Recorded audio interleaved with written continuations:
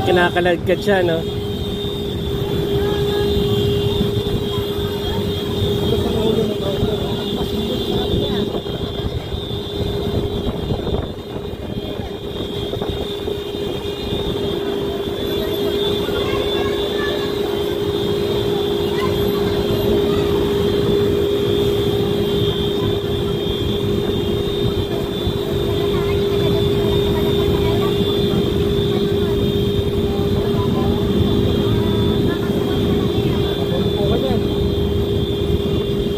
So, hindi natin alam kung anong istorya.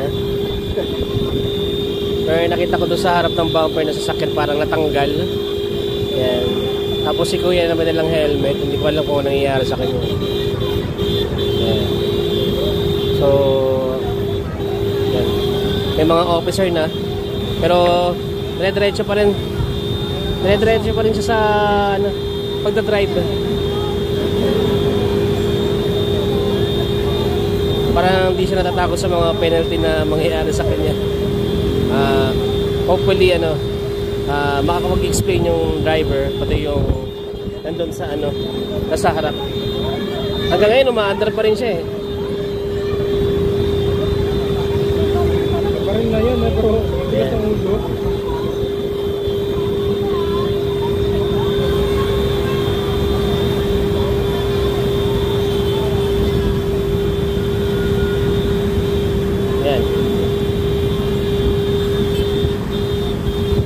Umaandar pa rin siya. Pinipilit niyang makumawala.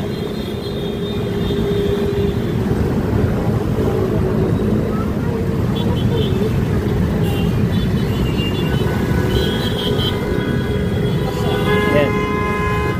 Tawag na siya ng mga backup. Hindi, dapat ginawa yung susi. No, dapat ginawa yung susi mo. Oo.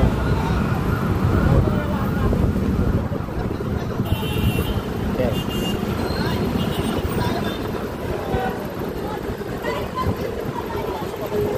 Yan. So ayun, nasa loob, kumuha pa ng video.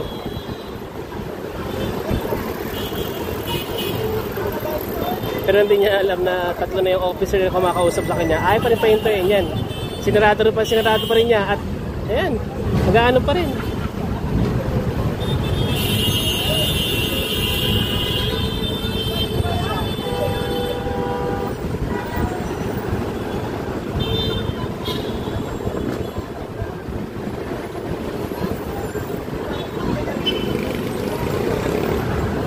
Tayo makauwi niyan.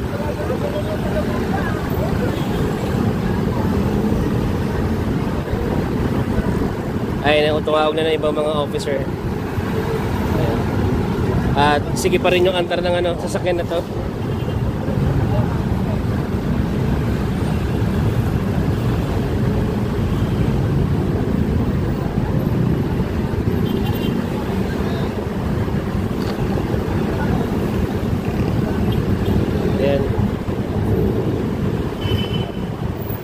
Hindi ko na nakita hindi ko na na-videoan si kuya yun naka-oras niya yan. Nakaladkad yan kanina dito sa may ilalim. Ayan, hanggang sa nakarating na dyan. Buti nga dumating na sila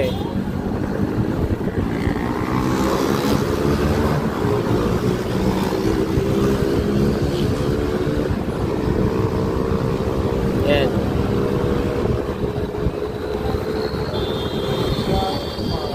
Ayaw pa rin. Hindi ko alam kung anong diskarte gusto na ito. Oo. Hindi ko alam kung nene-nervous pa o walang lisensya o gusto lang kumawala.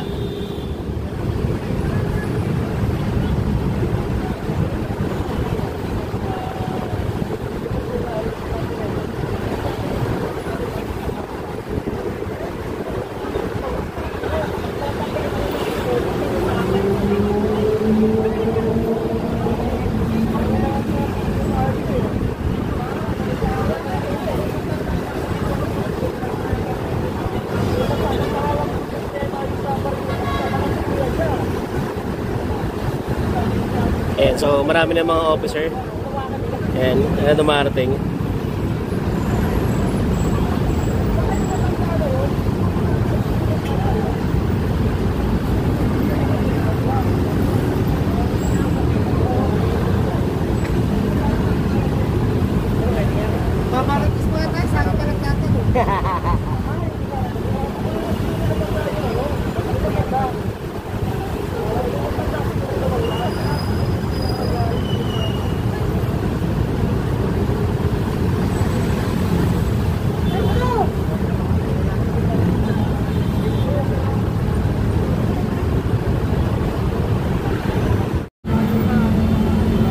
Ayan, umaandar na naman siya.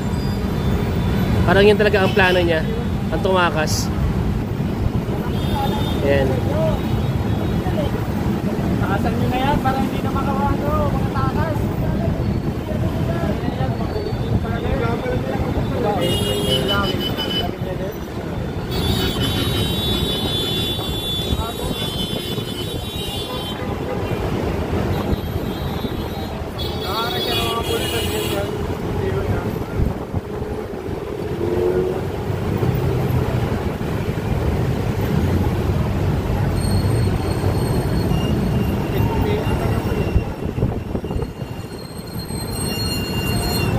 Ayan, so umaandar pa rin.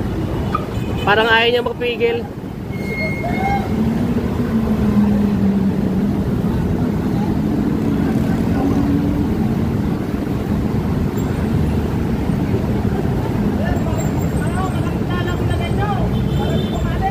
Problema niya, pag nakahanap ng tiyempo yan, naalis na yan.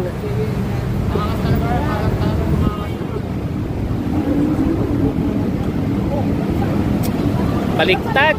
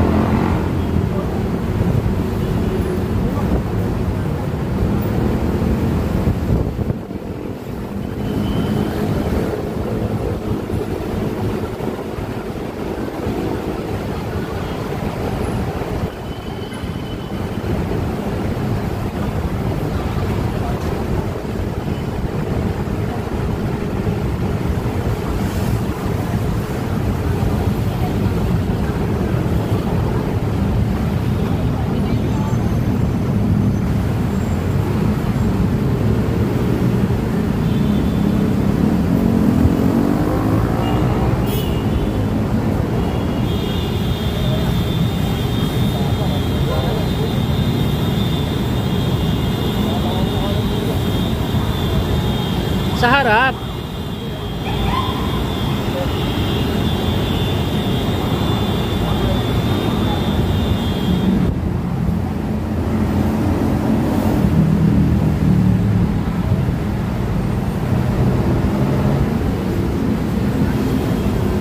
Babae. Parang babae ngayon nasa loob. Babae, no?